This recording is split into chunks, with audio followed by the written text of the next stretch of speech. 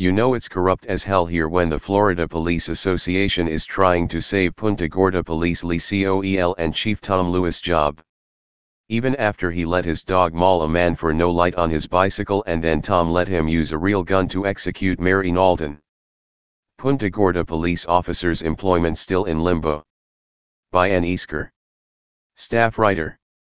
Attorneys working on behalf of the Police Benevolent Association attempted to appeal the termination of former Punta Gorda police officer Lee Coels' employment on Thursday morning. After 7 months on paid administrative leave, Coel was fired from the Punta Gorda Police Department on March 9 by Human Resources Manager Phil Wickstrom. Coel has pleaded not guilty to a negligent manslaughter charge for the death of Mary Knowlton at the August 9 public demonstration. Investigative reports from the Florida Department of Law Enforcement revealed that Coel loaded his gun with .38 caliber wad cutters, which are flat front bullets designed for punching circular holes in paper targets. He, along with Lieutenant Katie Heck, who supplied the bullets out of her own garage, believed they were blanks, according to FDLE interviews. One of Coel's attorneys, James Brantley, said after the hearing that Coel has been singled out for disparate treatment.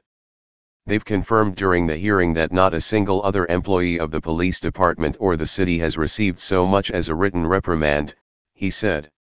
So the question is why Officer Lee Coel would be the only person held responsible for the events of August of last year that resulted in Ms. Knowlton's death. Brantley stressed that Coel was provided with the ammunition by his supervisor, and it was presented to him as blank ammunition. None of the command staff could tell the difference. According to both the FDLE investigation and the independent review by former Cape Coral Police Chief Arnold A. Gibbs, many people were responsible for the events that led to Knowlton's death, but only Coel is being held responsible, he said.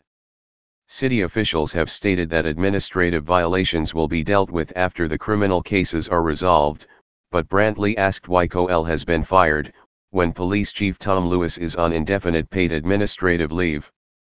The question is, why isn't what's good for the goose good for the gander, he asked.